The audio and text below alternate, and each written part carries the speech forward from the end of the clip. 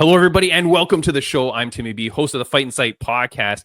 I don't know what's going to happen in this episode, Bam Bam, because we're recording this intro before we do it. Normally, we record it after, so we know exactly who to tell you is here. But right now, I don't know which guests are going to be on this show. You'll probably see it from the title screen that you're looking at. But Bam Bam, let's get things started, man. Let's go, Timmy B. Hit it. Ladies and gentlemen, this is the Fight Insight podcast. Normally, this is where I would do a nice intro into a guest, but our one guest is not here yet, Bam Bam. Yep. And then we have a second guest who should be here. So I don't know what's going to happen. I don't know whether this guest is going to show. We're going to talk to Mr. Daniel James, who's a very good friend of the podcast. Been on twice before. He's on thin ice now for missing this interview. He's in trouble. But he's. I'm not going to do anything about it. Look, he's the nicest dude, man. And I will say, Daniel James, I think he's going to be flying to Japan probably tomorrow or the next day. He's fighting at RIZIN in their RIZIN Grand Prix. Awesome. Bam Bam, similar to Octagon MMA, RIZIN is another organization that over here in the West, we don't really hear too much about. We don't really know too much about it. Yeah. But it looks cool as crap. They have a lot of cool fights. Yeah. I know I have a buddy who fought over there too. Had some awesome fights with Johnny Case was the guy. Oh, Hollywood, Johnny Case. Yeah. He went from RIZIN for a little bit. So it seems really cool. And honestly, it's like, I think there just needs be more eyes onto when their fights are and stuff like that and how to watch them.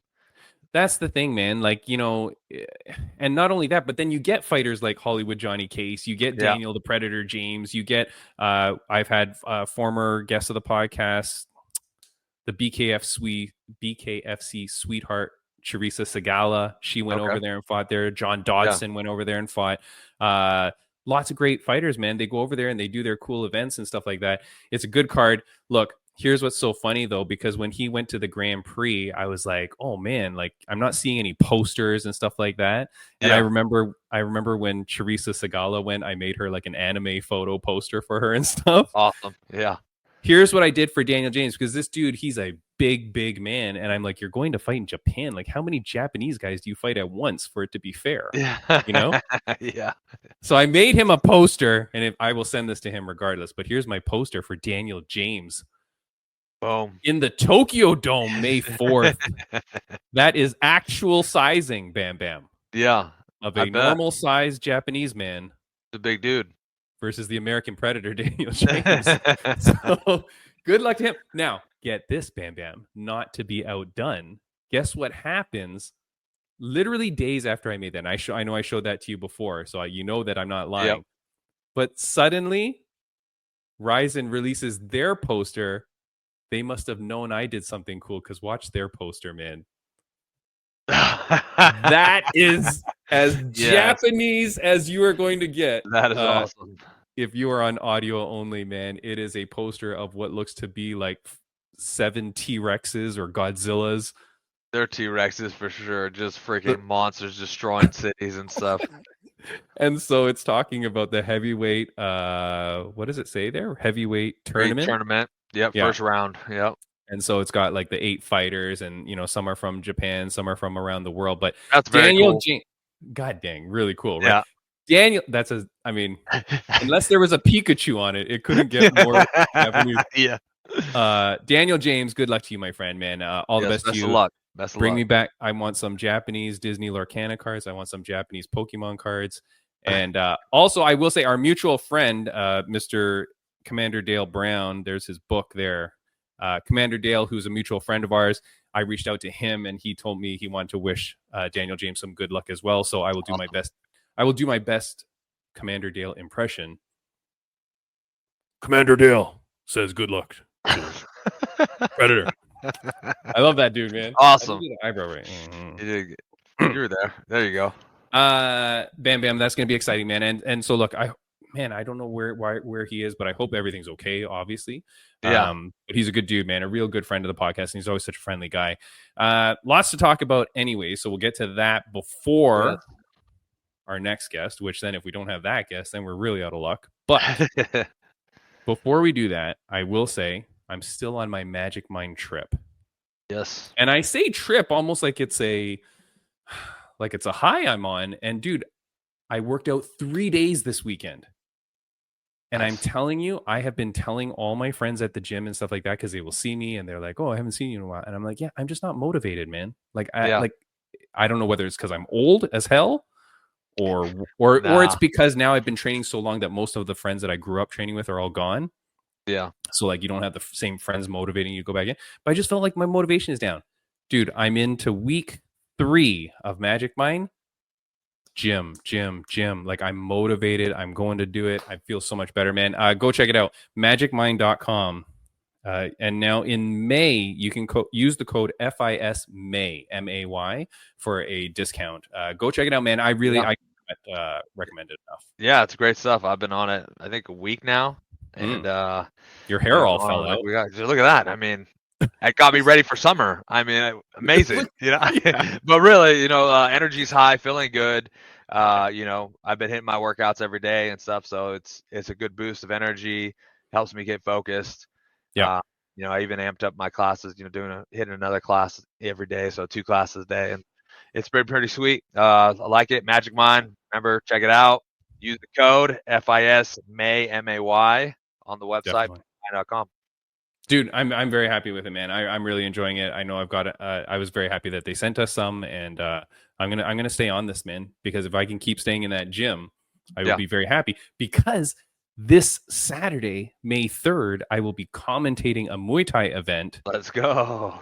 In Toronto, right in my neck of the woods. So it's a hop, skip, and a jump away from me. Very easy. Cool. Ish Promotions. It's their first ever event. So it's their first inaugural fight night event for Ish Promotions. Very excited. It's going to be streaming on millions.co. So come check it out. I'll probably put some stories up and stuff like that so you can find it. Lots of local fighters, man. And very cool. I love it. I love the opportunity to do it. So I'm very appreciative. Yeah, absolutely. Do you know how many fights are on the card?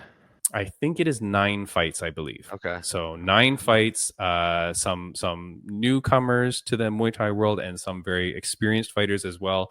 And look, man, it's always a good time. You know, do they allow the elbows in those fights for, maybe for pros. I don't know about amateurs, amateur pro. I don't know. I'll have to learn the rule set.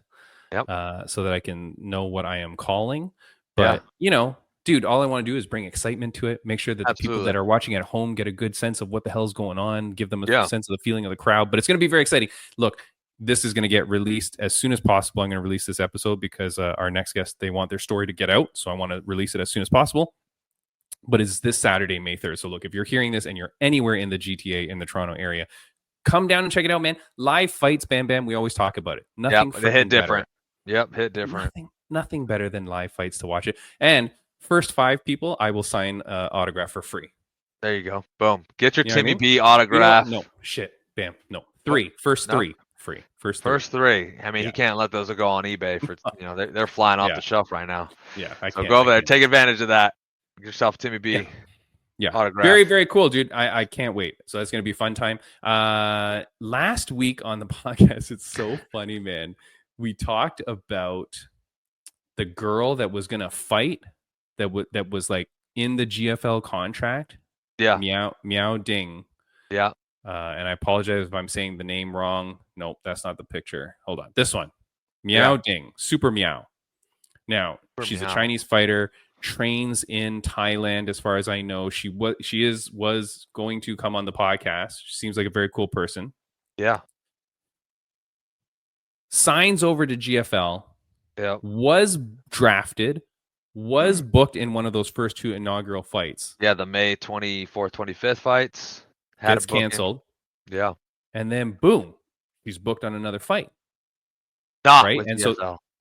Not with GFL. Yeah. Like booked with some Chinese promotion and whatever. And then I even said, Kai Kamaka, I saw him, who should be our guest later today. I saw that he was signed. And you're seeing these things. You're like, well, how is that even possible, right? With the contract. Speaking of which, sorry to interrupt. I actually just seen Tanner Bozer, who was signed with GFL. Yeah, your twin. Yeah, my doppelganger just post a thing about calling out this matchup that's happening in BKFC. He's calling for the winner. You know, looking to get a fight with BKFC. So who knows if that's going to happen? But that's another person who is with GFL that is now legit not matched signed up yet, but looking for a new fight promotion. How is that? Not a good sign. Not a good sign. I'm so confused because here's what's the real problem with this.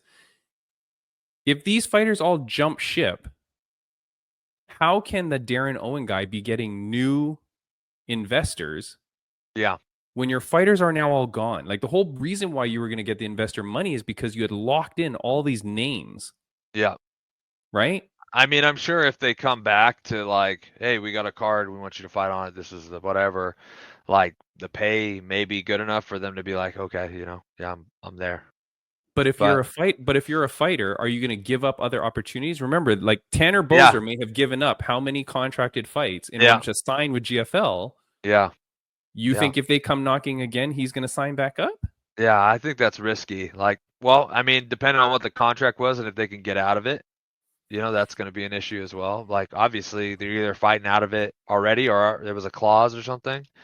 But, I don't know what the case is, but interesting. Definitely not a good sign for GFL. And, we'll see what happens next with them. But apparently, they're pretty dead in the water. So guess what happens now with Miao Ding's fight? She's supposed to fight on the weekend, and then she posts this, which you're not going to be able to read the whole thing. But that's her on the left photo. She's the one in the bikini. Okay? Yeah. As women do, right? Yeah. This is the ceremonial face-off, right? Yeah. She weighs in. This is the ceremonial weigh-in. She goes in with her bikini. Boom, flashing the guns, right? They're right there holding the belt. Holding the belt together, whatever. The picture, yeah. The story that she posts is that a bunch of fans in China start sending complaints to the organization that she's weighing in a bikini, and the promotion cancels her fight. That's crazy. I mean, and I think it said on there that she wasn't notified that it was an issue to be wearing a bikini or anything. Right? Yeah. You were reading the screen that fast? I was reading it. Yeah. Like a savant. So yeah, whatever. I mean, but bam. Yeah. I mean, that crazy. is. That's thought. Yeah. Okay. So what's your thoughts, comments? Because I never told you about this story. So what's your thoughts on that? So I think and it's crazy being that well, there was a contract signed, she made the weight and everything. There's got to be some repercussion as far as like she should get paid at least some of it, her weigh-in money or whatever. But the way the MMA world is, I guarantee you she's not going to see a dime. The MMA has the power, and ultimately the promoter has all that power in their hands, and they can say, well, the fight, whatever, didn't happen, this, that, it's canceled. You make weight, you show up. Like, she lives in Thailand. I don't think she lives in China per se. Yeah. So you take that flight, you take those expenses, it's crazy. You bring your coach with you.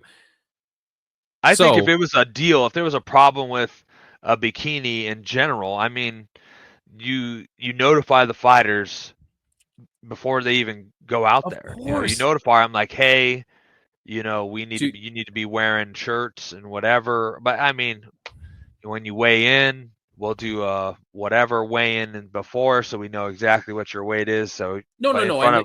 This is not the weigh-in where she needed to like reduce the weight of the clothes. Yeah. This was the ceremonial part. So the real weigh-in's already done. Yeah. So it's just like, especially at the weigh-ins or whatever, when you weigh in the morning or wherever it was, it's like, tell them for the ceremonial weigh-ins, this is what you have to wear. This is what you have to wear. Be in a shirt, be in some shorts, whatever. Don't, but not to say anything and then just cancel the fight because it's So you disagree that it should be canceled because of that?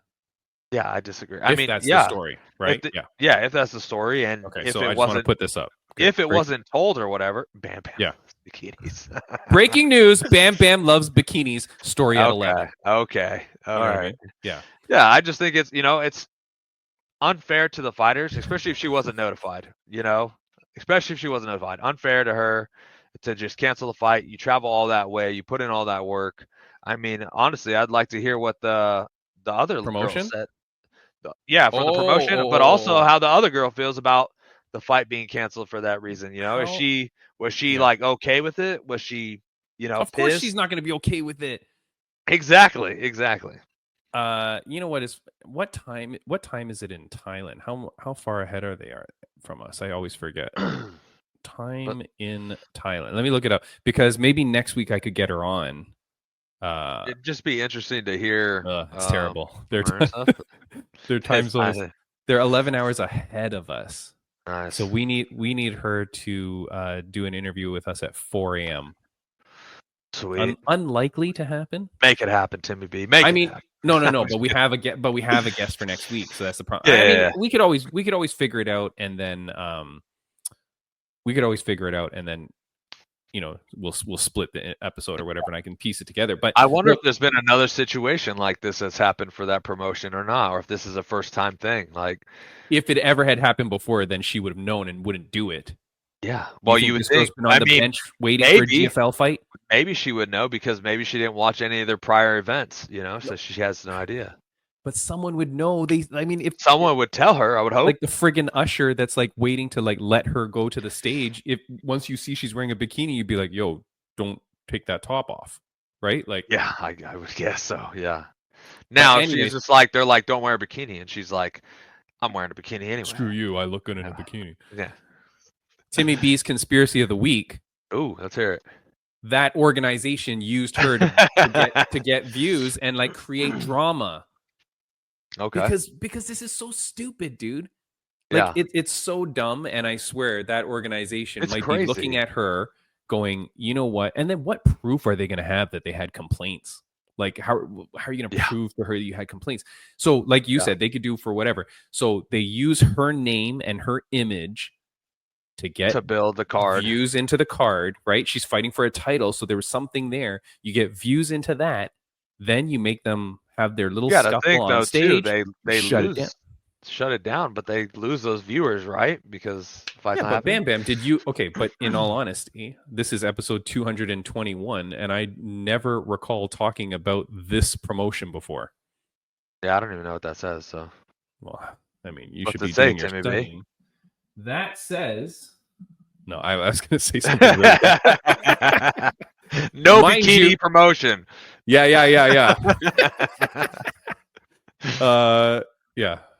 Mind you, I'm half Chinese, so I'm allowed to make a joke. Conspiracy is that the conspiracy is that they used her, knowing that she had recently gotten a lot of hype for being in GFL, was known to Western Card and whatever, and then used her for essentially what would now be $0 potentially.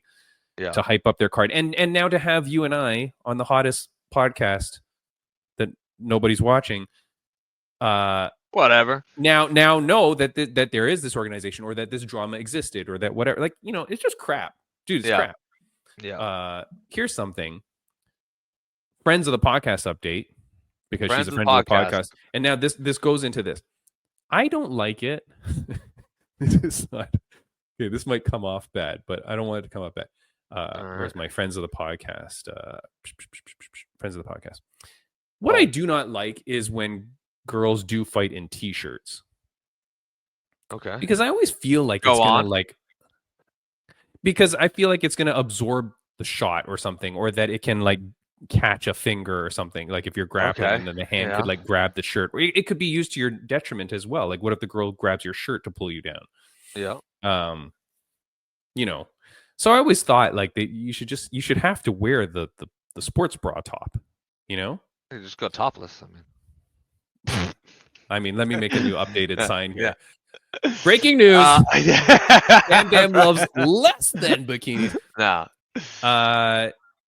No, where am I? I mean, I don't have a problem with the shirt. I don't have a problem with the shirt, honestly.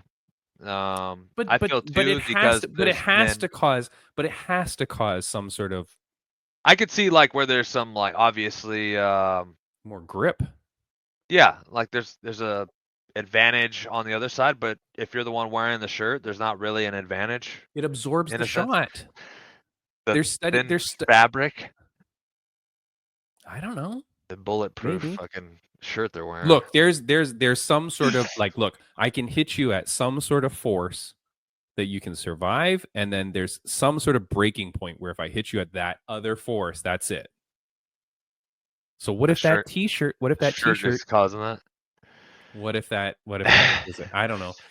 Conspiracy of the week, Timmy B. Another one. Conspiracy of the week. The day the shirt is causing defense for the person wearing it. They're Kevlar shirts they're going out there wearing.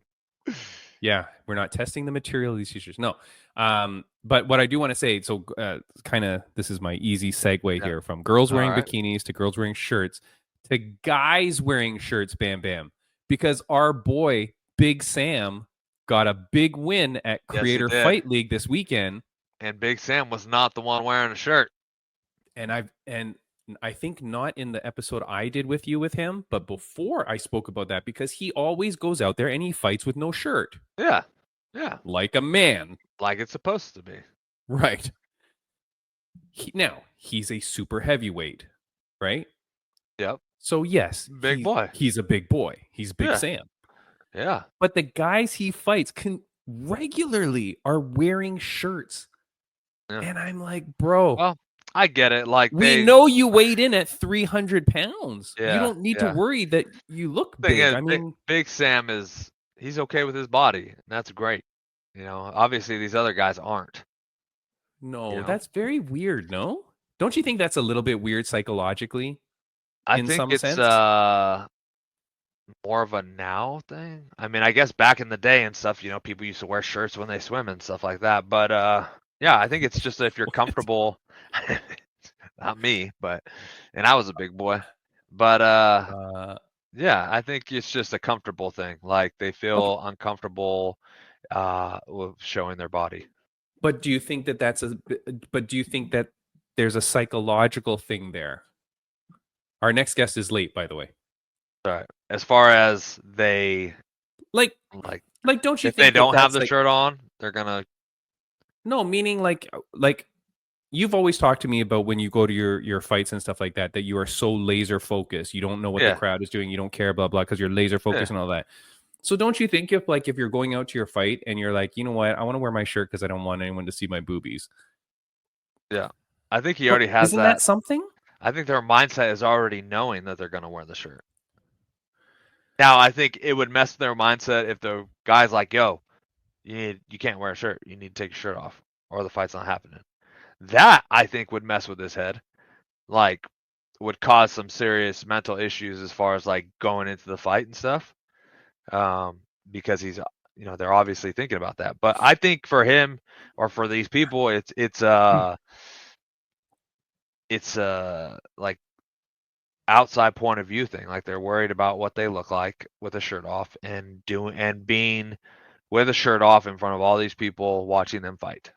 But you should be past that at the stage that you're getting in there to fight, man. Like that you got to exercise all those demons before. Yeah. I don't know. That's weird to me, man. Like it's I mean, because unlike sorry. No, it's not just thing for people. It's different as far as, you know, their mental capacity and capabilities of what they're able to push through or not. You know, fighting more demons in there, then you got to get the. Maybe they should get some magic mind in their thing. You know, get them some clarity. It's weird. My camera does not focus at all. It focuses there when you hold it. Yep, and then there you go. Yeah, it's focused. I don't know. That was just weird. Anyways, also at Creator Fight League, and not necessarily a friend of the podcast, but a friend of Timmy B from what I do on Millions. There was a girl that fought on that card as well. Her name is Calm Down Darren Harris. That's cool. Very cool girl. Yeah. And she beat the crap out of this chick.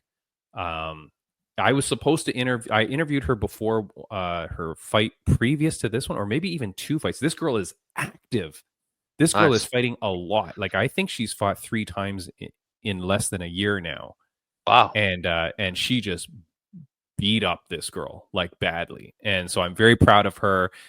She is an influencer / model / I'm not too sure what her claim to fame per se is, but she's taking this fighting thing seriously, man. And I've interviewed quite a few influencer type people that have not shown the promise that this girl does. Wow. Yeah. And she's got, the thing is, Bam, she's got a mean streak, man. This girl, when you see her fight, like, she is biting down on that mouthpiece, and she is like going to town on these girls. She's not messing around. Not pulling any punches back. That's for sure. Yeah. No. Check out Calm Down, Darren Harris. Yeah, this girl's a good one to watch, and I'm glad that she's getting opportunities, man. That is very cool. I'm checking with my guest here to see. Okay, Daniel James now says he's about to get on. He's an hour late. Does he? I don't understand what's happening here, but we will let him come on. While we wait for the other guests. And then we wait for the other guests. Maybe we do both guests together, Maybe we just have a 4-way. Bam, bam. That's the way. So, any other guests that I wanted to talk about? Anyways, that was weird. The psychological thing. Congrats to Big Sam. Congrats to the Big Sam, man. Frick, I love this dude, and he's such a good guy. Then what was so funny is at the end of his fight as well, there was a ruckus. Really? I think some guys like jumped into the ring and started like trying to attack him, and Big Sam was posting saying that he should have brought his security, and he didn't bring his security out with him. Dude, if you're jumping in the ring afterwards, right? Yeah.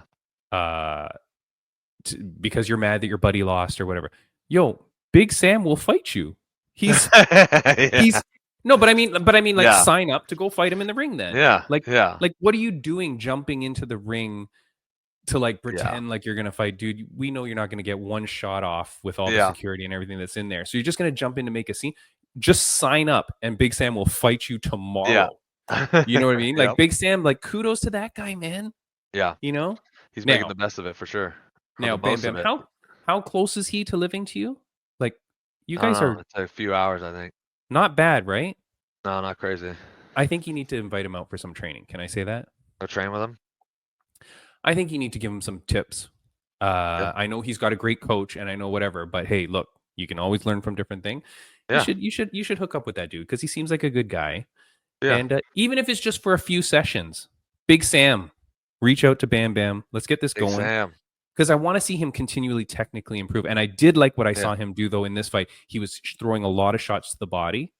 Yeah. He wasn't headhunting. Mixing it up. Yeah. Mixing it up. And I think that that's really important. When you're a big boy and you're fighting a big boy, rip that body, dude, because that's going to take that dude out. Now, look, do not get mad at this guy, Bam Bam, because I know he's very late and you were talking a lot of trash about him, but he's a big man that I do not want you to get mad at. This is my good friend, the American Predator, Daniel James. Hey, what's up, man? Welcome. I'm good, man. Good Daniel, to see you, man. Daniel James, are you on Japanese time already? No, I'm actually, I just came to my strength conditioning coach to get our last workout in and take some ice baths. And I was like, let me talk to Timmy before I get in this ice bath. All right. You are in the ice bath right now? Not yet. I was about to, but I'm like, I don't want to be on here in the ice bath and my mouth shaking like. I was about to say, you're talking pretty clear to be in an ice bath. God dang. Man. I'm like, what's going on, fellas? What's going on? Good, buddy. Man. Look, Daniel James, I do have another guest coming, so but he's not here yet, so I will take some moments to talk to you. Dude, I have a poster I need to show you because I made this for you, and I'm going to send it to you. This is a poster I made for you. Man. This is for you for RIZIN. There's my poster. I like it. I like that. That's what's up. Daniel, that shit. Daniel James, that's an actual representation of you standing next to the average sized Japanese man. Yeah, I know, right? When I get off the plane, I'm gonna be the biggest dude over there. I say, man, that's a big black guy. You already know what it is. They're like, that one was huge. But man, I'm excited to go over here and put on the show, man. Daniel, man, look, it has been far too long. I mean, look, what is my major question? How the hell did this happen? Why are you going to RIZIN? How'd this come together? Man, it's crazy, man. You know, Butler a beast, man. You know, Brian Butler, my manager, he's a dog. Timmy, you know Butler's a good dude. And man, we went through so much stuff, Timmy. You know, and I want to commend you. I appreciate you, Timmy, you know, for throughout this time that I was off, man. Either if it wasn't an interview, it was you reaching out on Instagram, seeing how I'm doing, and just checking in with your boy. Hey man, I appreciate that, man, for real. Yeah, of but course, Butler called me and he was like, we was getting ready for like other stuff. Like he told me about a bare knuckle, he told me about this and that, GFL thing. And then my coach was like, man, GFL ain't gonna fall through, man. He said they gonna be canceling shows and so it's like when I got so he hit me and he was like, hey, he said, let's not worry about bare knuckle. I'm like, cool. I'm like, I was down for whatever, but he was like, we got RIZIN on the phone. I'm like, RIZIN? I'm like, oh man, I wanted to fight for RIZIN when Bellator was doing Bellator versus RIZIN. Yeah. And then so I'm like, well, Japan was on my bucket list, man. It's crazy how the world works, right? I'm like, man, I went everywhere. I want to just go to Japan and get some real ramen and sushi, right? and then, yes. And then so next thing you know, he called me back 10 minutes later, say, RIZIN won it. He said RIZIN was like, what do we need? What will it take for us to get Daniel James over here? I said, okay, cool. That means the money over here is gonna be okay then. So I was excited about that. I say, boom. So we signed with the RIZIN, and then they told me about the tournament. I say, you know what, man?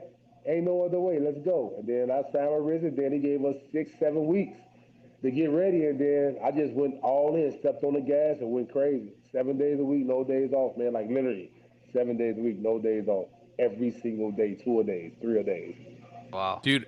And I will say, you're looking thinner than I've ever seen you before, too. Yeah, like I'm super lean now, right? Because I feel like, man, this time around, it was just like so different because, I diet hard, but like I noticed, like I diet and I'm a cheese fanatic, so I sneak a piece of cheese sometimes. But this time I didn't even sneak cheese. I stayed away from like everything, And then it's just like I got a new strength coach, and the facility is amazing because he trained all pros, from NBA to football, and we all in the gym at the same time, and we're feeding off each other, and then I started got with a guy. We started doing like this health stuff, like juicing a lot. So I've been juicing like every morning, and then before bed, and I fast a few days sometime, and just to get, get back to me. And man, dude, Timmy, I'm in shape every fight, but like I feel so damn good right now, like. Good, man. Good. That's awesome. I ran outside yesterday with my coach, and he kicked my ass out there. I'm like, God damn, I ain't did the bleachers since high school, right? Yeah. In college. And I did. I'm like, yo, this is crazy. So I'm excited, man. It all happened. It all happened the right way. So I feel like I got the better end of the stick from, going back to PFL, GF, whatever. Like I got the best end of the stick. Yeah. Tim, I'm not the guy that's going. I don't sit around and be like, oh, I'm gonna do it. Like, if it happens, it happens. If it don't, it don't. So I just was patient. I sat back and I say, okay, cool, let's go. I get a chance to go to Japan, get a chance to go and take this tournament, and get a chance to take Japan by storm, And I'm excited. I'm excited. Dude, it's crazy. Now, you're a little bit muffly, your sound. You sound extra focused, though. Oh, there. Hold on. You hear me now? Okay, yeah. That's a bit better. Yeah. Okay, I had to take one of the headphones off my ear a little bit. These are some new headphones. I thought they was okay. I left my AirPods in the car, so I went next door and got some headphones. No worries. No, it's a little bit louder now, right, Bam? I think it's a little bit that's good. Yeah. Okay, let's restart. Ladies and gentlemen, here's Daniel James. No, you sound really focused on your training. It seems like you're doing everything to advance, to improve. You seem sharp and ready to go, man. I'm excited for this for you. Yeah, I'm excited, man. Man. The hands, I don't know. They said my coach said they look fast. I'm like, shit, I thought they was fast already. But I really do see the difference. I do see the difference because I dialed back in on the boxing like crazy, and I got into the Cuban style boxing, and I added that to my arsenal. I was doing it, but because I like the Mexican style and American style boxing, but when I said, no, let me add the Cuban styles to it. And then so I was mixing it up every round doing sparring. I'll do Mexican boxing in the first round. Second round, I'll do American style. I even do a Soviet in the third. And then the fourth round, we'll do like a Cuban style boxing. And it was kind of cool because everybody in the gym was mixing like, it up. This big motherfucker is mixing it up. How he doing that? I'm like, man, bro, it's so good to just continue to learn and just do stuff. Like, it's boxing is swag, man. It's crazy. Daniel James, man, I'm so happy for you. Look, when do you fly to Japan? today is Monday as we're recording this. Your fight is on Saturday, Sunday. So when do you? It's on fly? Sunday. Yeah, so I'm gonna fly out. We was gonna fly out tomorrow, but I'm gonna fly out Wednesday morning. Okay. And so when morning. and how do you stay in Japan after the fight to enjoy the scenery, or like when do you fly back? No, Tim, to be honest with you, man, I'm a fight and I want to fly back the next day because I got 4 fights. I'm gonna have multiple fights over there, so I'm just, we just want to get this first one out the way, Sure. so that I can bring my squad with me, and and I see if I get to the world title, that's on my birthday, December 31st. Wow. So I'm gonna fly my family over there, and I'm gonna just spend New Year's Eve in Japan. And, that's awesome. So it's an 8-man tournament, which means you start off in the quarterfinal, quarter, semis, and final. So the final fight is on their New Year's Eve show? Yeah. Okay. Yeah, that's because awesome. So for people that might not know, probably most people don't know, but RIZIN always has a New Year's Eve card, which is pretty freaking cool. So yeah, it's crazy. Tokyo Dome is crazy. I looked at the seating charts. It's crazy. Yeah. Oh, yeah. These things are insane. I haven't fought in an arena that big since Russia, man. Like, for real. Wow. That's and awesome. Some big arenas in Russia. That's amazing, man. You know what I'm saying? So how quickly should I be sending you my wish list for like Pokemon cards and stuff? Do I just email it to you now and you'll go around? ASAP, baby. ASAP, sends now. You know Tim, I used to play Pokemon Go, man. I used to be riding around Pokemon Go. My days like, what are you doing? I said, I got to stop right here in front of this bank. It's some Pokemons. Yeah, I'm a big kid, man. I still do that, man. I'm excited. Anime. I'm a big anime fan. Yeah, dude. I'm an anime fan. I'm big on I used to back in the day. I used to watch Ronin Warriors. It's a Japanese cartoon. Yeah. Okay. So I remember the Power Rangers wasn't an American cartoon at first. It was the Sentinels. It was a Japan cartoon. That's right. You know what I'm saying? They stole it. See? Dude, I love friggin' Power Rangers. There's my Green Ranger right there, man. I love it. Shout out to the legend. I was talking to a guy yesterday, and he was like, man, he said, you one of the original gangsters. I said, man, I ain't no original gangster. I'll be an OG. I said, well, man, I said, I can't be a gangster. I like shit like Dolly Parton and shit like that. You know what I'm saying? I like different stuff, man. You can't. I know these songs word from word. I can't be a gangster. There you go, my man. You know what I'm saying? I like just stop and stare and shit. Like, you know what I'm saying? Yeah. Dude, Daniel James, man, I'm so glad that you came. I did want to pass on a message as well that our good buddy Commander Dale, he messaged me and told me to tell you that he wishes you all the best as well, man. I was in touch with him. It. Damn, man. He's a good dude. Yeah, Dale's a good guy. Look, man, I don't want to keep you too long because I know you've got this big fight coming up, and so I really got to get in that ice bath. Dude, yeah. They got to squeeze you into a Japanese plane. I mean, I'm not. They're gonna need to. I haven't even looked at my plane ticket yet, so I hope it's a good seat. But if not, I'm gonna have to upgrade that seat, man. I think I saw your plane ticket because Brian Butler sent it to me. Your rows A to J. A to J. So you can really lay out. Yeah, and it still might be a bit tight for you, Daniel, but it's okay. I know, right? I know, man. But man, you know it's always a pleasure, Timmy. It's always a pleasure. Thank you, my friend. And look, man, I got so much to talk to you. So look, after this fight, after you go out there, you see how that stadium is, you catch some Pokemon, come back, and I want to talk to you. I want to talk to you when you get back, my friend. Yeah, definitely. Most definitely cool, man. I'm sorry about the time. I thought it was 4:00 our time. Don't worry. It was 4:00 you guys' time, and I'm like, oh shit, because I was turning. I'm like, I got an interview at 4, so I'm so sorry about that, man. No worries. The only problem is I got fellow Sucker Punch fighter, the Fighting Hawaiian Kai Kamaka. He's in the lobby. Do you know him? I think I do. Hold on. Let me add him here. This is Kai Kamaka. What up, man? What's up? What up? I watched the fight. He a dog. Yeah, man. Yeah, he fought in Chicago last year for PFL, right? Yeah. I was. They had me come to the fight ringside and everything. And I fought get down though. Yeah. Bubba Jenkins in Chicago. Yeah. He a monster though. I like the tattoos too though. I'm like, damn, I gotta give me one of those tattoos. But no, man, really skillful guy, man. Keep at it, man. Keep doing your thing, bro. And Man, keep busting ass, bro. Keep grinding. You feel me? You know how it is. You know Daniel, man, you want to get pumped up for your fight on Sunday? Go watch what this man just did to a poor guy at TUFF N UFF last weekend. Yeah. It was violent. Like it would have been. You fought for TUFF N UFF last weekend? On Friday, yeah, Friday. Oh, nice. That's the one in Vegas, right? Yeah.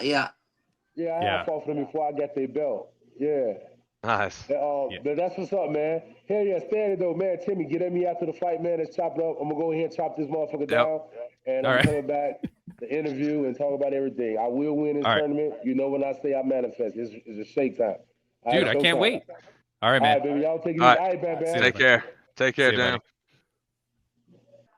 All right. That is Daniel James. And now look, Kai Kamaka, man, welcome to the show, my friend. Yeah, I just wanted because Daniel's a fellow Sucker Punch Entertainment athlete, and he was talking so highly of Brian, who of course always speaks so highly of you. So just wanted you guys to have a chance to say hello. Thank you. Yeah. What's going on, my man? What a freaking fight at TUFF N UFF. Look, that was a brutal fight. I mean, if you wanted to put on a statement, no better performance than that. I'll ask you one lame question before I get to like the good stuff, but how are you feeling after that fight? Good. I mean, healthy, strong, healthy, strong. Glad I got to, go right back to it. Nothing, no ding. So I was just preparing for the next step already this morning. So I was glad I got to go back to the gym on Monday with like not carrying anything, any little injuries, any little bruises. So yeah, that's really good. That's always nice. Yeah. Especially when you got kids, you got, you have no excuse to not be carrying a kid on Monday. Yes, I know that. Wait, are you allowed to tell the wife, well, I did tweak my shoulder just a bit, so if you can take care of the kids, are you allowed to push that off at all? No? No. Yeah. How many children do you have, Kai? 5. Okay. 5 kids? Awesome. Holy cow. I thought Bam Bam was crazy with 3. Killing it, dude. Good for you, man. Love it, man. That's great. Look, man, you had a great performance. I'm so happy for you. But here's the thing. Bam Bam and I were talking about you 2 weeks ago because we were talking about all these GFL athletes that suddenly started booking fights while Darren Owen, the owner, is saying, don't worry, the fights are coming. GFL is going to still happen. And all of a sudden we start seeing fighters jumping ship, taking fights. Can you explain to me how that happened? Honestly, my career's been a little bit weird the past year and a half. I was doing really well in Bellator. I was climbing the rankings, and then they eventually get bought out, right? So I ended up with PFL, where I also did well. I went like 2-1, lost a close split decision to Brendan Loughnane in the playoffs. So I was the backup for the championship fight. Yeah. And then I elected to not re-sign, like a 6-figure contract with the GFL, just because I was gonna get locked down to a 3-year term. And at 29 years old at the time, who knows what happens in 3 years. So and in any sport, that's a long time, or any sport, like especially in fighting, 3 years is a long time to be locked down to a contract without renegotiation of anything.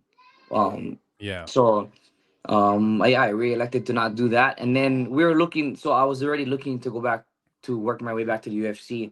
If you guys have followed or known my career in the UFC, I was young and I had a weird stint in the UFC, to where I want to rewrite that time. And so that was my goal. And then the GFL popped up. So it wasn't, and it was just, I was planning to go back to the UFC, working my way back.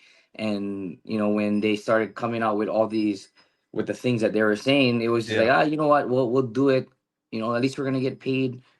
Trying to get back to the UFC. That was my whole thought process behind that.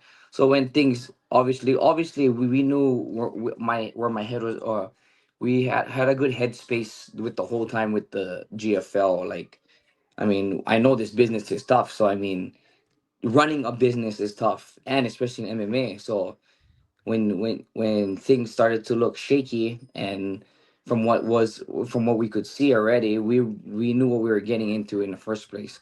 So when they started changing the date, moving the date back, and then they were moving the date back, and then again. And then I was at to the point to where like I mean I don't need to wait, I don't need to Yeah. wait. Yeah. So we were like, no, let's just get the win that we needed, and then do like stick to the original plan. They can't provide the plan, so we're gonna or provide the fight, so we'll and it's nothing against the GFL. So it's a hard it's a tough bit. Running a business is tough in general. So I mean, hey, you're trying to just jump too far ahead right away, and but I got a career, I got to move too.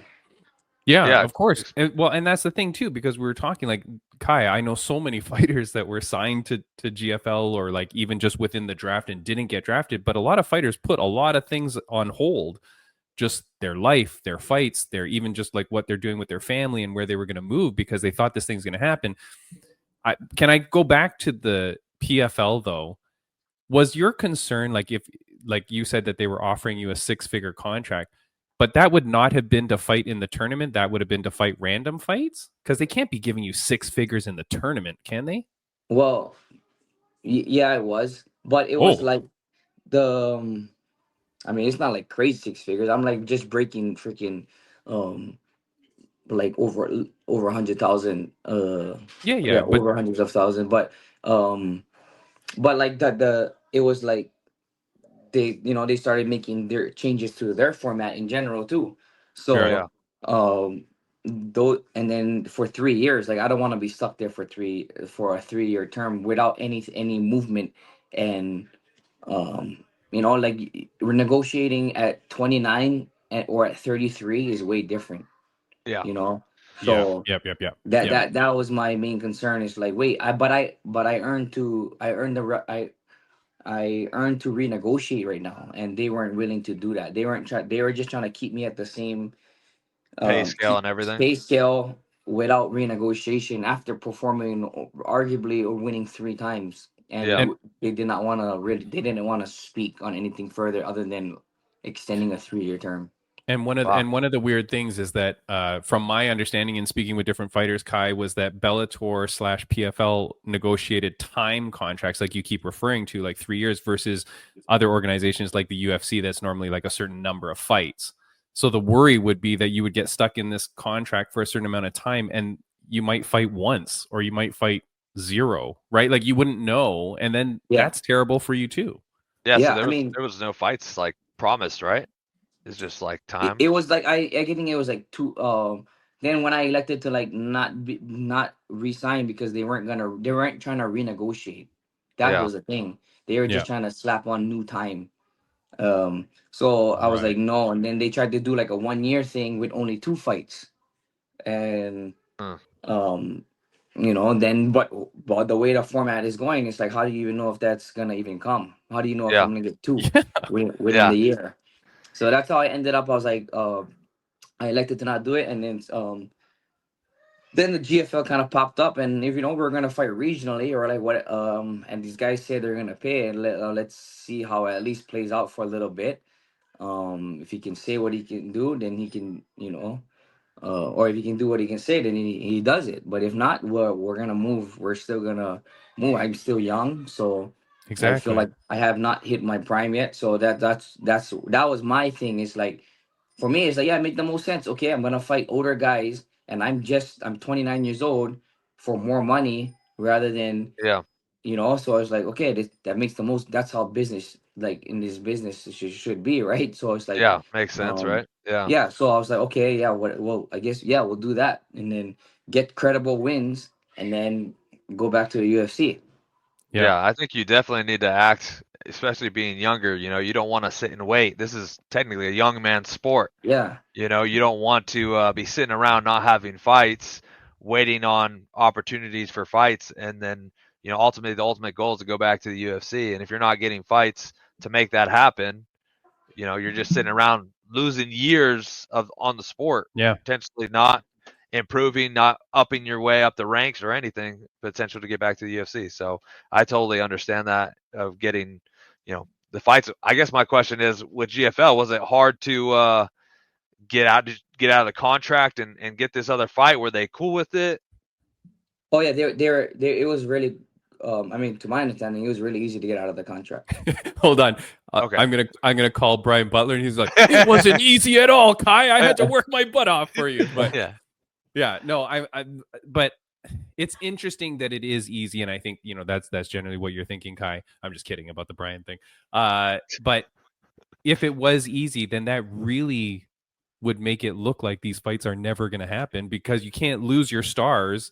That's why the investors invested, because there's people like Kai Kamaka on these cards, and they're like, well, yeah, that's the new breed. I think that was probably the case. Like it was probably easier because they knew they weren't able to hold up their bargain right now, So it's hard for what ground do they have to speak on?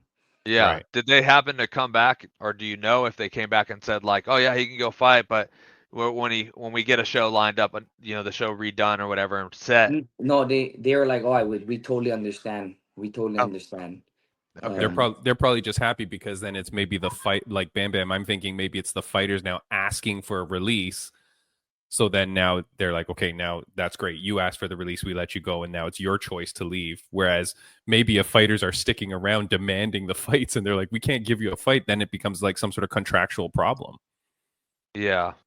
Like, you know what I mean, Kai? Like if there's a fighter out there who's not being offered anything. Yeah.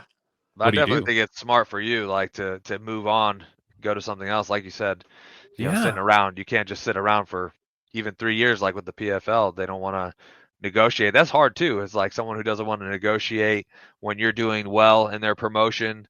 You're trying to get your, paid for your worth. And, if they're not continuing to up that every time you've won fights and everything, not want to talk about, that's tough in itself.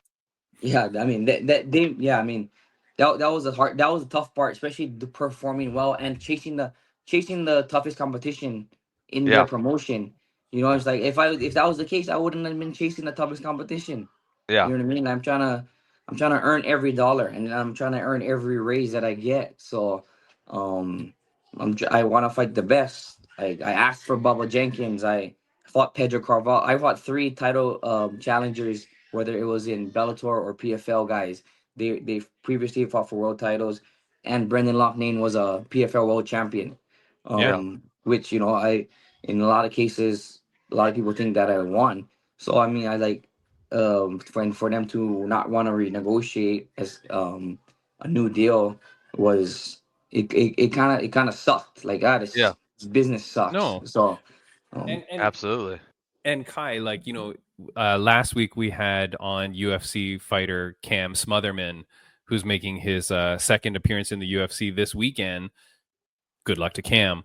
But Kai, we were talking about how like MMA isn't really a sport anymore. It's more entertainment. And the thing you got to think is like if an organization is looking at Kai Kamaka, Bam Bam, like here's a kid who's got the skill, got the talent, he's got the age on his side, and he's a good looking dude. Yeah. You know what I mean? Like my and wife, he has an awesome really fight style.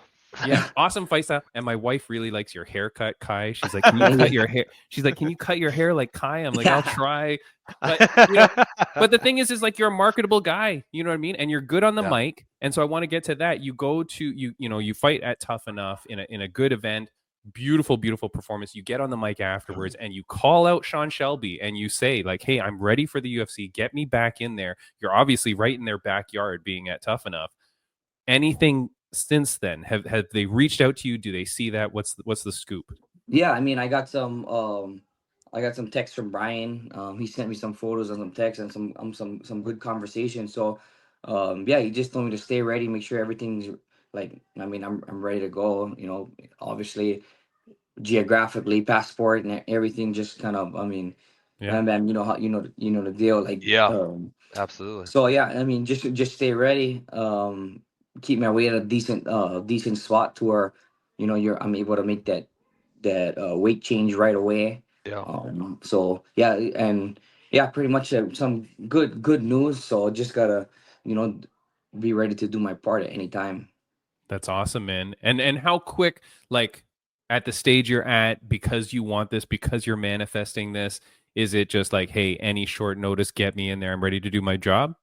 Yeah, I mean, for me, like, yeah, in my head, growing up, shoot, I was born in 1995, so like the sport is in its infancy at that time, and I kind of seen the sport grow up like right away. My family was all into MMA from the jump, so like watching UFCs, like Vitor Belfort versus Chuck Liddell, that type of UFC. Like I was Yeah. watching that, like, so in my head, like my whole life, like it was always UFC or bust, Yeah. UFC or bust, and for whatever that would mean to anybody, like in even in myself, like how this business always changes. Um, if I just kept that same mentality, UFC or bust, like that just meant for me to be the best that I can be. So it's like the way this game is always changing, right? You got UFC and everything parallel, trying to be parallel. Their business model is always changing because they can't keep up. Yeah. So if I just kept UFC or bust, I know I'm gonna get back. I know I'm gonna get back. Okay, I got bought out by PFL from Bellator. It's still UFC bust in my head because that was my childhood dream. That was like, so if I don't get away from the dream, like everything else will it'll take care of itself. Because that just means like I just gotta be the best that I can be, the best that I can be. So yeah, in that sense, like I'm willing to do whatever. If and I just kind of I kind of realized that, like, this past weekend, like when you get a reality check, um when you got to go back to the regional scene, and you kind of think of like, why do I even, why do you do this? Obviously I was Yeah. making way more money in uh my previous like 3-4 years, like just in recent. um so I'm like, what, I don't think I'm a prize fighter. Like, Yeah. I don't think I'm a prize fighter. Like a lot of people say, like you got kids like that, young guys. I say kids, like kids in the game, or Yeah. like guys that say that, like they say prize fight, they prize fight. Yeah, it's prize fighting, but for me, I don't think I'm a prize fighter because I would fight for any reason.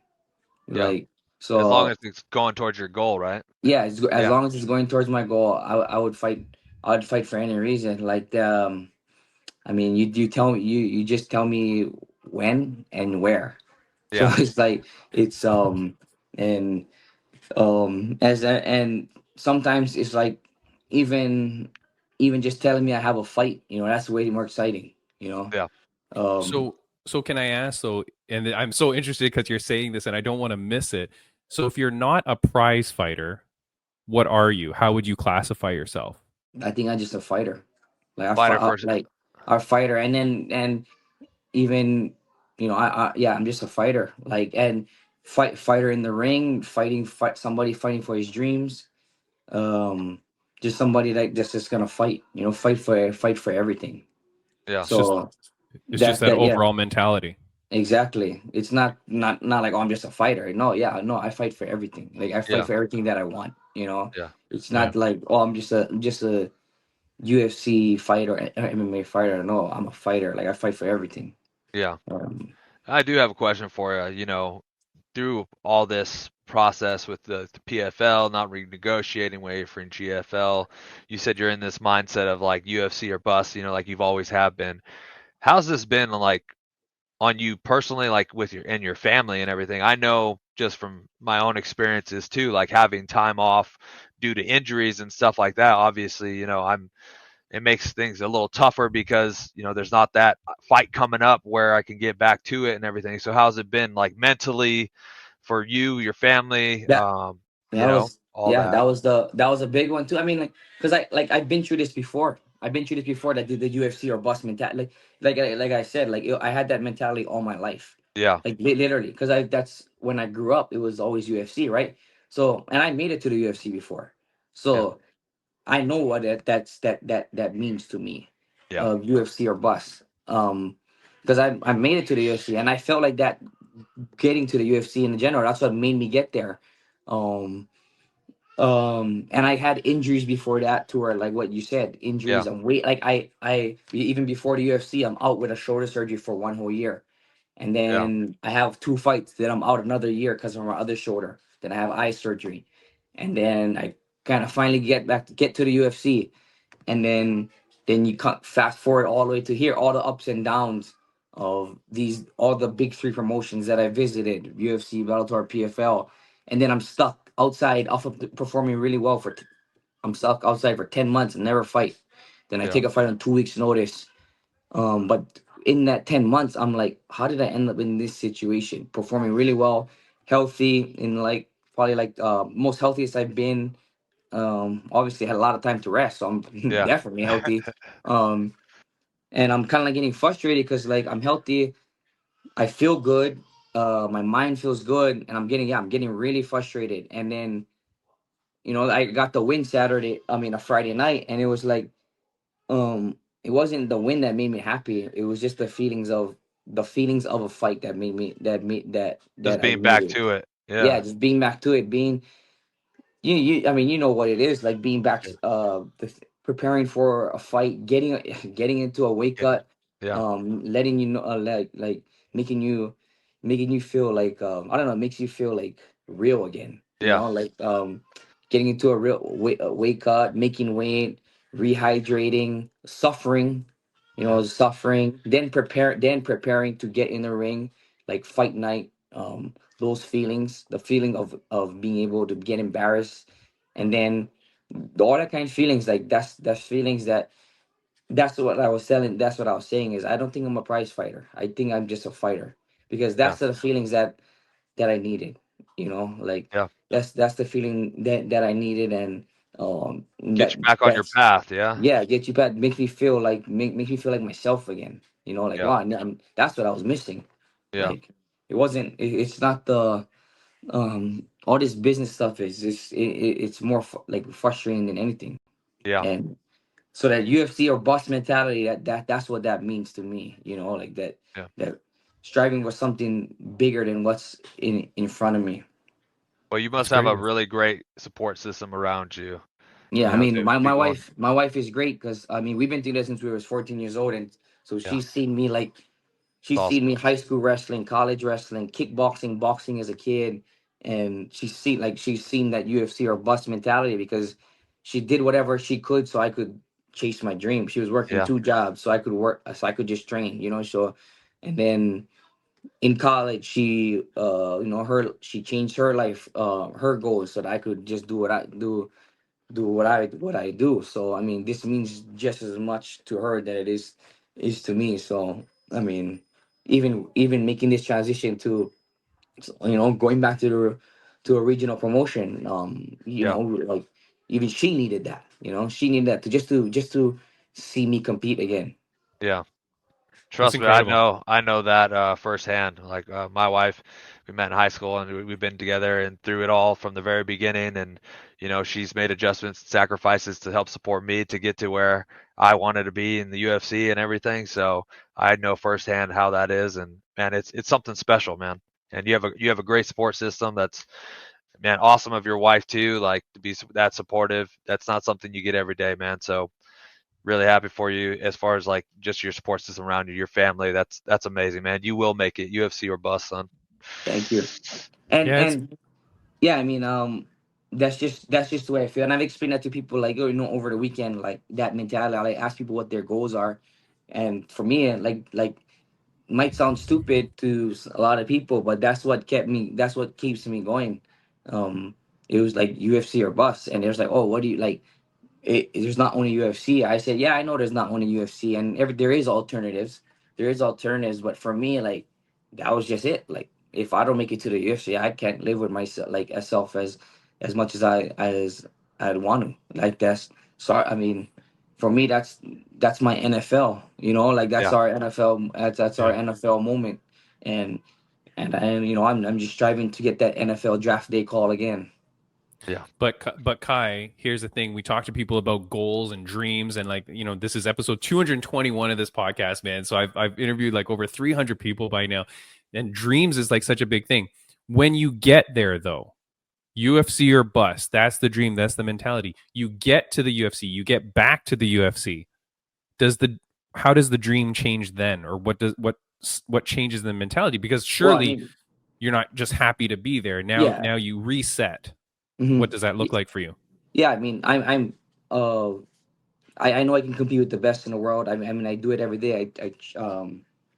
I've been a main sparring partner for a lot of these guys that are competing at a high level. So I mean, yeah, that obviously there's other goals I have, you know, other than that. But that mentality this is what kept me going, and that'll bring me back.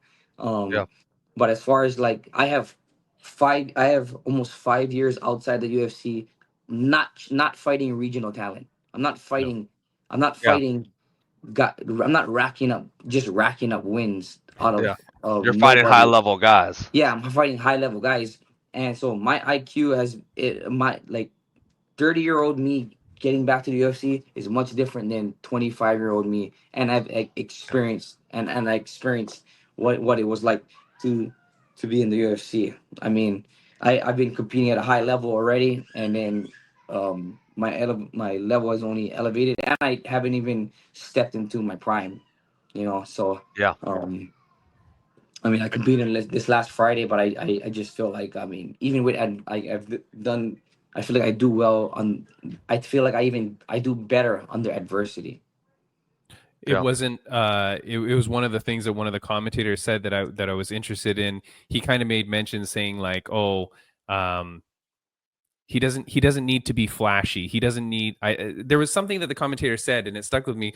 It was around like, oh, he doesn't need to be flashy. He just needs to get the job done. But I knew that you had the dream to go to the UFC. I knew that you have such aspirations to get back there. I know how passionate you are about it.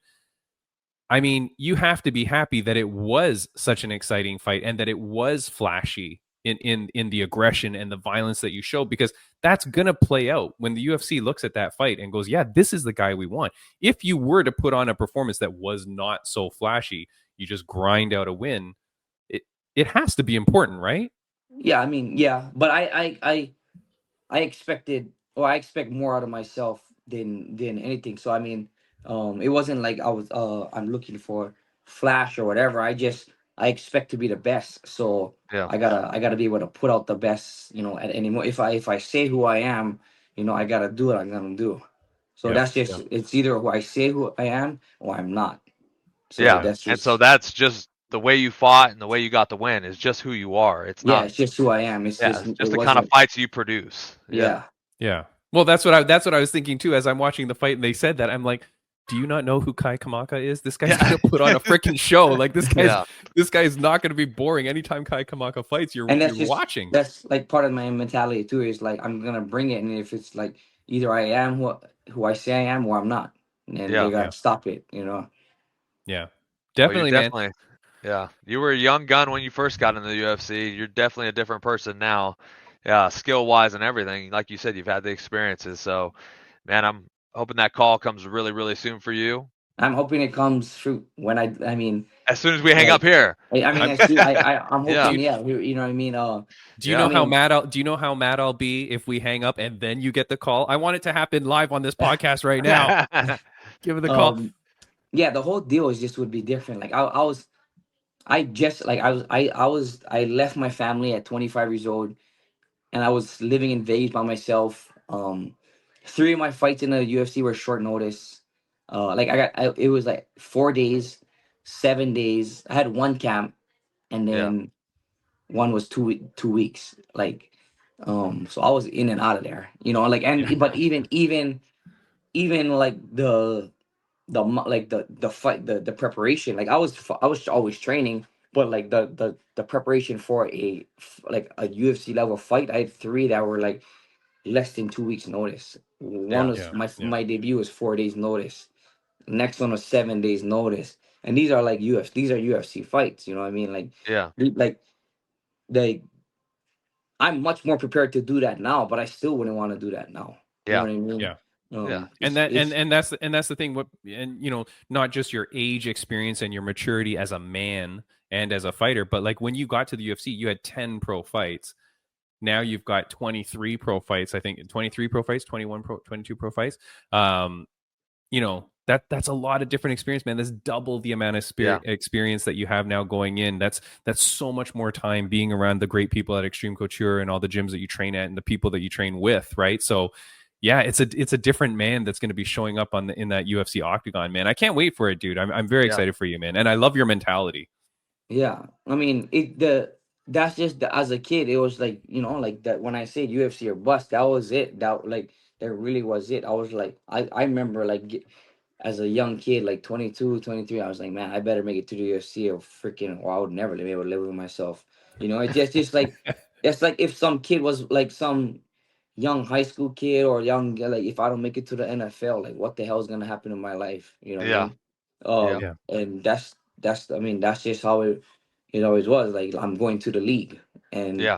and I, for that's just, I mean, that's just the way it was for me. So, um, Dude, I can relate. I can relate to that.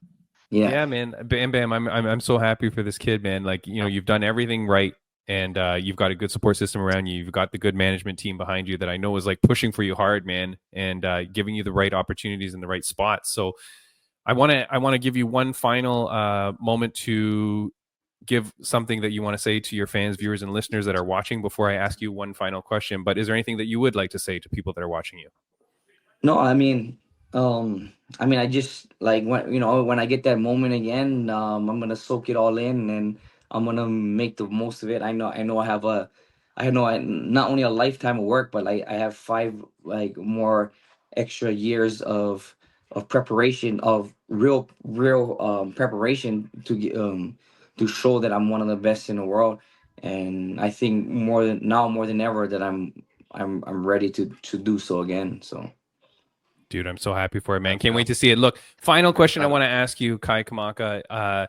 It's a question that my mom used to ask me almost every day of my life growing up. So I want to ask it to you on a scale of 1 to 10. How happy are you? How happy I'm. I don't know. I mean, I guess I would say I'll give it a 9.5. Oh, all right. Yeah. That's good, man. And what is it that brings you to that 9.5? Um, what brings 9.5? I mean, I got a healthy family. I got 5 kids. I got a wife that love me. I'm just coming off of a win. You can never be down about that. I'm healthy. I can move. I feel young. I feel younger than I actually do feel younger than I do at 25. That I did at 25. Yeah. But that's just because with maturity and training and yeah, using my brain, Yeah. health, just things that we put in our body and taking care of my body. But what's not bringing me to the 10 is that phone call. Yeah. That point five will be that phone call. That it Yeah. is, man. Look, John buddy, Shelby, call this man. Yeah. Call that's this what it man. is. It's gonna happen. And look, just my luck, it's gonna happen the minute we say goodbye to you, Kai. So I hope so. I hope it does. I hope it yeah, does too. me Yeah. too, man. Look, Kai Kamaka, man, absolute honor and a pleasure to meet Yes. you, my friend. I've been watching you fight for a long, long time. I will always watch your fight and your career. I'm very excited for you, man. So thank you so much for joining the podcast. I do hope that we get to speak again one day soon. Yes. When you're making that walk to the UFC, I'd love to chat again with you to see how you're feeling, my friend. Absolutely. Thanks, Timmy, and yeah, thanks, man. It was good talking. Of course, Especially somebody I followed your career, and then Oh. yeah, man, it gives me goosebumps thinking that you like Thanks, just man. the way this thing, Yeah. how this thing shakes out, and like why we do what we do, and like it's a lot of things that it's hard to explain to people. Yeah, it It's really hard to is. it's hard to explain to people like what your dreams mean to you, Yeah. and then like especially when you get kids things I got at 25 years old. I would never be saying this because I was so tunnel vision, but like just knowingly like what it would mean to me to be able to make it back there because they know like Yeah. before. I mean, they would say that Kai Kamaka UFC. Like they would just say that because I was in the UFC, right? And Yeah. so like, but to be able to make it back there, and then for them to know that like I'm back, and to see that like see what went on, and they're like 8-6-4 2-1, like but like Yeah.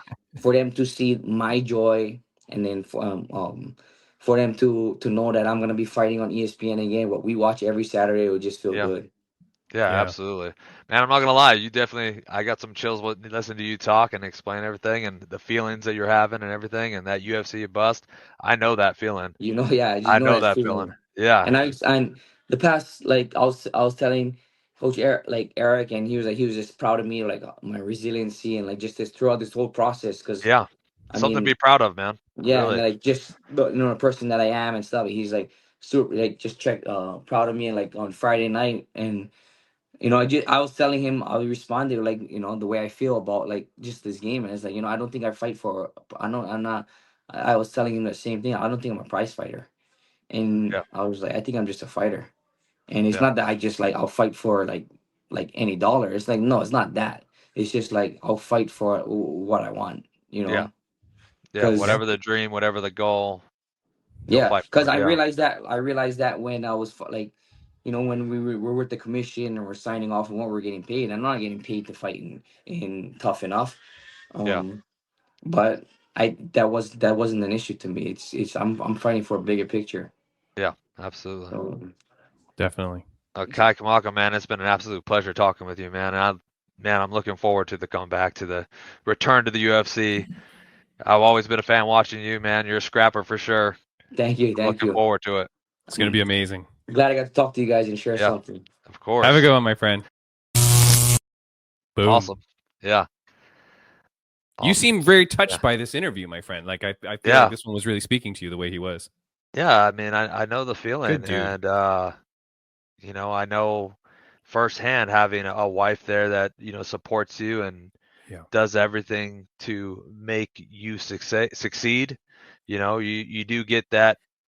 I was there. I had that UFC or bust. You have that now too, mentality, and it's like with my wife and the support and my kids. I know the feeling. My kids seeing it on TV and stuff. My kids are a little older, so they definitely soaked it in more. For him, it's going to be like when he gets there again.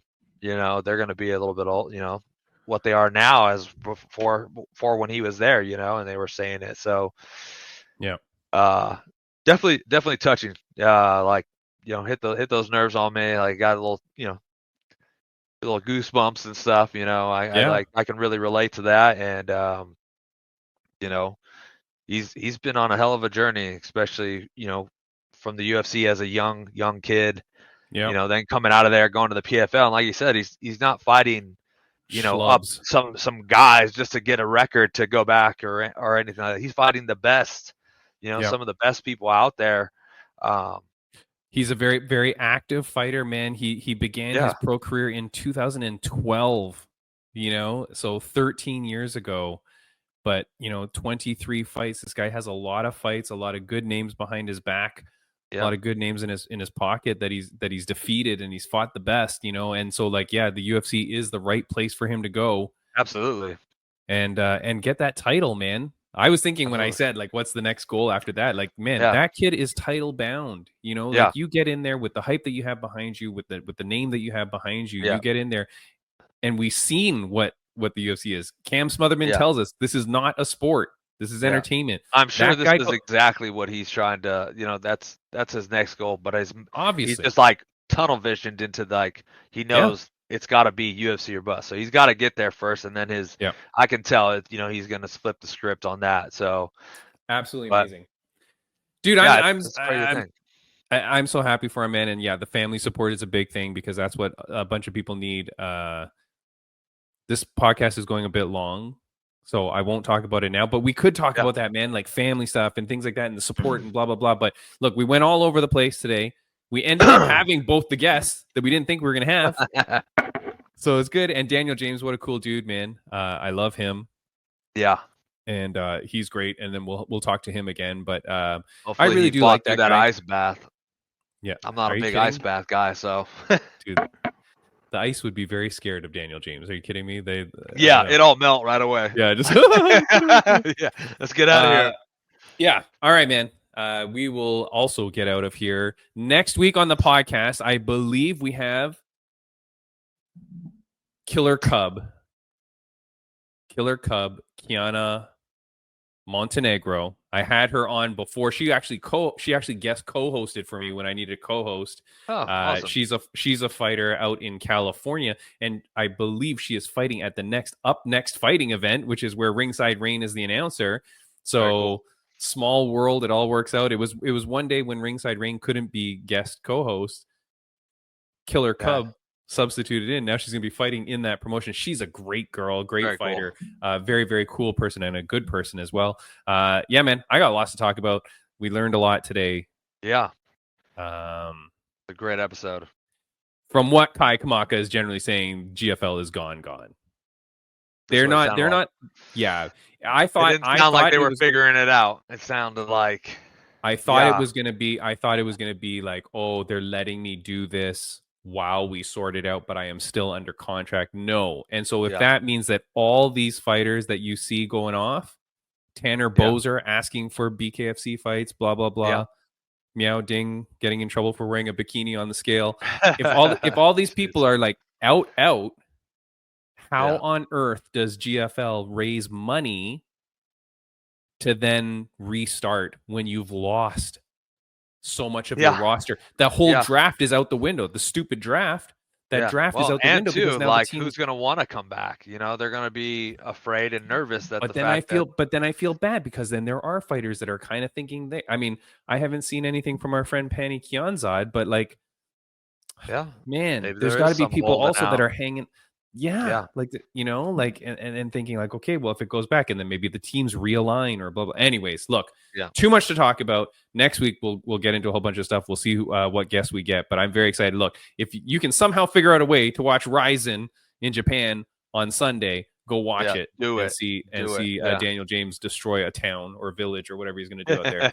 and then keep your eye on Kai Kamaka. He's going to close down some ramen shops for the amount he needs to eat. Go to an all-you-can-eat place and put them out of business. Put them down. All right, guys, we are out of here, man. And we'll see you later. See ya. Bye. See ya.